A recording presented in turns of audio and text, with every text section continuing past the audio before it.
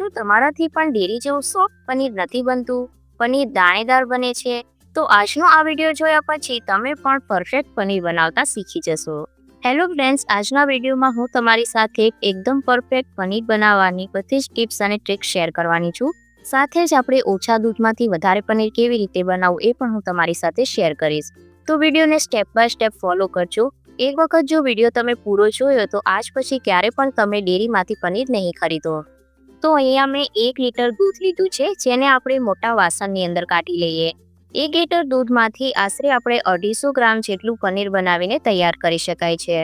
જો તમે toned milk લેશો તો એની અંદરથી પનીર થોડું ઓછું બનશે, પરંતુ જો તમે ફૂલ ફેટ દૂધનો ઉપયોગ કરશો તો સારું એવું પનીર તમે કાઢી શકશો. તો સૌથી પહેલાં આપણે દૂધને ગરમ કરવાનું છે.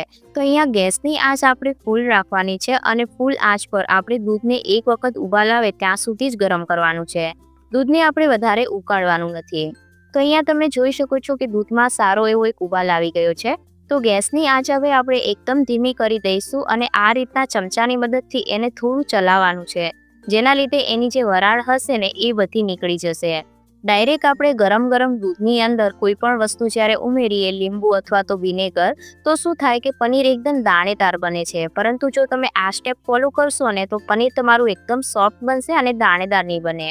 તો હવે આપણે અહીંયા લેવાનું છે લીંબુ. તો મેં અહીંયા 2 લીંબુનો ઉપયોગ કર્યો છે. અહીંયા તમે વિનેગરનો ઉપયોગ પણ કરી શકો છો, પરંતુ વિનેગર બધાના ઘરમાં હોય કે ના હોય, લીંબુ દરેકના ઘરમાં મળી જાય, એટલા માટે હું લીંબુનો ઉપયોગ કરી રહી છું. તો અહીંયા આપણે 2 લીંબુનો રસ કાઢી લેવાનો છે. જો તમારું દૂધ છે એ વધારે હોય, જેમ કે તમે 2 લીટરમાંથી પનીર બનાવતા હોય, તો તમારે અહીંયા લીંબુની જે ક્વોન્ટિટી છે એ પણ વધારવી પડશે. આપણે જ્યારે માર્કેટમાંથી પનીર લાવતા હોઈએ છીએ ડેરીમાંથી, તો અત્યારે તમને ખબર હશે કે માર્કેટમાં નકલી પનીર મળી રહ્યા છે. તો એનાથી સારું છે કે આપણે ઘરે ઓછા ખર્ચમાં શુદ્ધ પનીર બનાવીને તૈયાર કરી શકાય. ઘણા લોકોથી પનીર બરાબર બનતું નથી, એટલા માટે એ લોકો બહારથી ખરીદતા હોય છે. પરંતુ એક વખત જો તમે આ રીતના પનીર બનાવશો ને તો તમારું પનીર એકદમ પરફેક્ટ ડેરી જેવું બનશે. તો તમે માર્કેટમાંથી પનીર ખરીદો છો કે પછી ઘરે બનાવો છો, મને કોમેન્ટ કરીને જરૂરથી જણાવજો. ત્યારબાદ આપણે લીંબુના રસમાં પાણી ઉમેરી દેવાનું છે.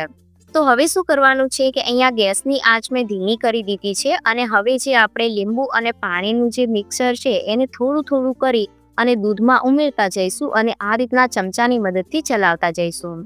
અહીંયા તમારે લીંબુને છે ને ડાયલ્યુટ કરીને નાખવાનું છે.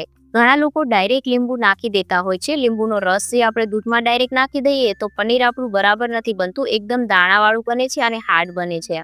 પરંતુ તમારે શું કરવાનું છે કે જેટલું તમે લીંબુનો રસ લીધો હોય એનાથી ડબલ તમારે પાણી લેવાનું છે અને એને સારી રીતના મિક્સ કરી અને પછી દૂધમાં ઉમેરવાનું છે. એ સ્ટેપ જો તમે ફોલો કરશો ને તો એકદમ પરફેક્ટ પનીર બનશે. તો અહીંયા જુઓ, આપણે થોડું જે પાણી છે એ નાખતા જઈશું લીંબુવાળું અને એને આ રીતના મિક્સ કરતા જઈશું. એક સાથે તમારે નથી નાખી દેવાનું. જો તમે એક સાથે પાણી નાખી દેશો ને તો બરાબર જે દૂધ છે ને એ ફાટશે નહીં.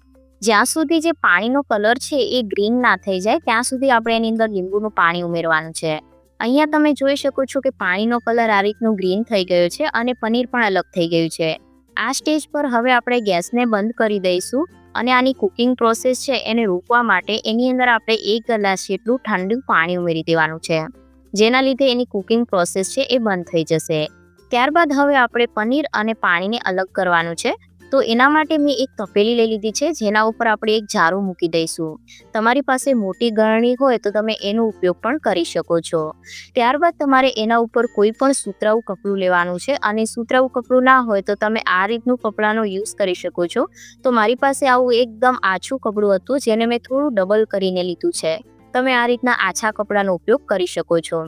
અહીંયા આપણે જે દૂધ અને પનીરનું પાણી છે ને એને 2 થી 3 મિનિટ રહેવા દઈ અને ત્યારબાદ ગળવાનું છે, જેના લીધે કપડા ઉપર જે પનીરના દાણા ચોંટી જાય છે ને એ નહીં ચોંટે. હવે આપણે આને આ રીતના ગાળી લીધું છે. તો હજી આપણે એના ઉપર 1 ગ્લાસ જેટલું ઠંડુ પાણી ઉમેરી દઈશું, જેથી જે વરાળ નીકળી રહી છે એ પણ ના નીકળે.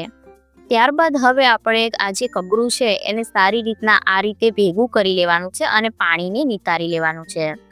તો અહીંયા તમારે શું કરવાનું છે કે 2 થી 3 મિનિટ જેવું કપડાને એમ જ મૂકી દેવાનું છે ઝારા ઉપર, એટલે જેટલું પાણી હશે ને એ પાણી બધું નીકળી જશે. ત્યારબાદ અહીંયા મેં જે કપડું છે એને લઈ લીધું છે અને એને આપણે મૂકી દઈશું પાટલા ઉપર. એના ઉપર મેં એક ડીશ મૂકી છે અને એના ઉપર આપણે કોઈ પણ એક ભારી વસ્તુ મૂકી દેવાની છે. તો હું અત્યારે અહીંયા મીઠાનો ડબ્બો મૂકી રહી છું. તમે કોઈ પણ વસ્તુ મૂકી શકો છો. અને આ પાણી છે એ પણ ખૂબ જ હેલ્ધી છે. તમે લોટ બાંધવા માટે આનો ઉપયોગ કરી શકો છો અથવા તો કઢી બનાવવા માટે. તો જુઓ અહીંયા 2 થી 3 કલાક થઈ ગયા છે. તો ઉપરથી આપણે વસ્તુ હટાવી અને પનીરને જોઈ લઈએ. તમારે આને 2 થી 3 કલાક એમ જ રહેવા દેવાનું છે. અહીંયા તમે જોઈ શકો છો આપણું પનીર એકદમ સોફ્ટ એવું બની અને તૈયાર થઈ ગયું છે અને સારી એવી માત્રામાં નીકળ્યું છે. અહીંયા હું તમને કટ કરીને પણ બતાવી દઉં.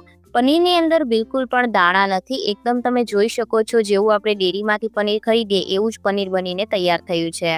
તો આપણે જ્યારે ઘરે પનીર બનાવીએ ને ત્યારે આપણે સારી એવી માત્રામાં પનીર તૈયાર કરી શકીએ છીએ. બહારથી જ્યારે આપણે ખરીદીએ ત્યારે જે પનીર છે એને લાંબા સમય સુધી ફ્રેશ રાખવા માટે પાણીમાં રાખવામાં આવે છે, જેના કારણે પનીરનું વજન પણ વધી જાય છે. તો આ રીતે આપણે ઘરે જ ઓછા ખર્ચમાં સારું એવું પનીર અને હેલ્ધી પનીર બનાવીને તૈયાર કરી શકાય છે.